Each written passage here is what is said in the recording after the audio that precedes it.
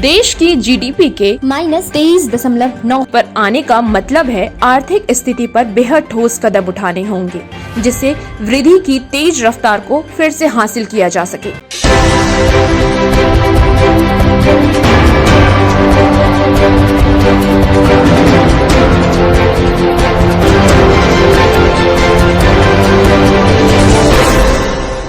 नमस्कार, आप देख रहे हैं बिहार टिक्स के आजकल में आज क्या है जीडीपी और इसे कैसे मापा जाता है, इसके बारे में सब कुछ। देश की जीडीपी में भारी गिरावट की चर्चा चारों ओर हो रही है। सोमवार को आए पहली तिमाही के जीडीपी आंकड़ों में भारत का सकल घरेलू उत्पाद यानी जीडीपी -23.9 पर आ गई है। देश की आर्थिक विकास दर का परिचायक माने जाने वाली जीडीपी को इतना गिरने से साफ है कि आर्थिक मोर्चे पर भारत की हालत बेहद चिंताजनक होती जा रही है। हालांकि इसका कारण कोरोना वायरस से बनी परिस्थिति और लॉकडाउन के चलते बंद सारी गतिविधियों को भी माना जा रहा है और उम्मीद की जा रही है कि अगली तिमाही के आंकड़े बेहतर आएंगे, लेकिन फिर भी जीडीपी में दिखी ये गिरावट परेशानी का सबक तो है ही। क्या है जीडीपी? जीडीपी को पूरी तरह से देखें तो इसे ग्रॉस डोमेस्टिक प्रोडक्ट यानी सकल घरेलू उत्पाद कहा जाता है। किसी एक साल में किसी राष्ट्र में पैदा होने वाले सभी सामानों और सेवाओं की कुल कीमत को ही जीडीपी कहा जाता है। अगर जीडीपी में सुस्ती है तो साफ तौर पर माना जाता है कि किसी देश की आर्थिक विकास का दर में गिरावट आ रही है और विभिन्न उपायों से इसे बढ़ाने की जरूरत है। जीडीपी के जरिए यह पता चलता है कि देश में कितनी मात्रा में सामान का उत्पादन किया गया है और सेवाओं की कितनी कीमत रही है। अगर जीडीपी बढ़ती है तो माना जाता है कि पिछले साल के मुकाबले देश में सामानों, वस्तुओं, गुड्स का अच्छी मात्रा में उत्पादन हुआ है और सर्विस सेक्टर में भी बढ़ोतरी रही है। जीडीपी में कौन कौन से फैक्टर होते हैं शामिल? जीडीपी में कुल 4 फैक्टर शामिल होते हैं। इनमें से पहला कंजम्पशन एक्सपेंडिचर है। यह इस बात का संकेत है कि सामान और सेवाओं को खरीदने के लिए देश के लोगों ने कुल कितना खर्च किया है।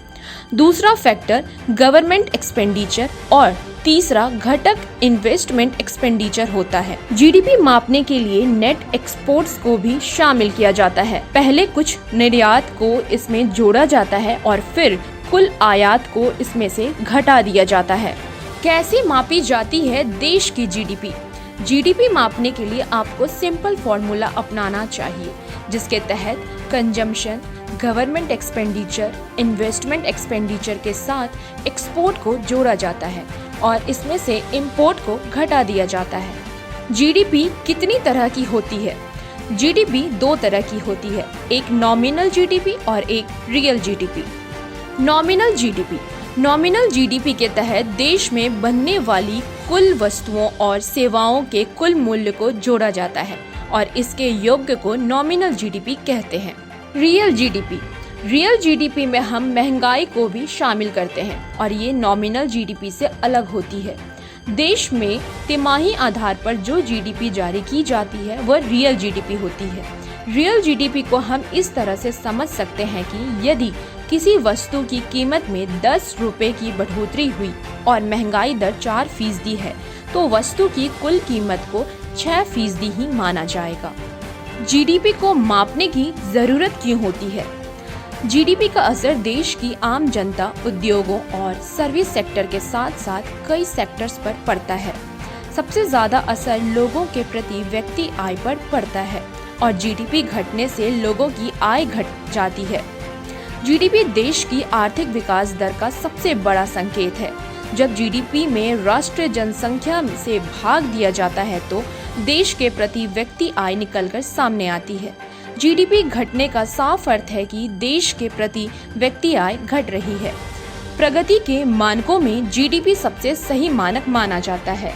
IMF यानी विश्व मुद्रा कोष भी इसे ही आधार मानकर राष्ट्र की आर्थिक विकास दर का अनुमान लगाता है। तो आपको हमारी ये रिपोर्ट कैसी लगी, आप हमें कमेंट कर जरूर बताएं। अगर आपने अभी तक हमारे चैनल बिहार टिक्स को सब्सक्राइब नहीं किया है तो इसे सब्सक्राइब कर लें। आप हमें फेसबुक, ट्विटर और इंस्टाग्राम पे भी फॉलो कर लें। खुश रहें, मुस्कुराते रहें। धन्यवाद।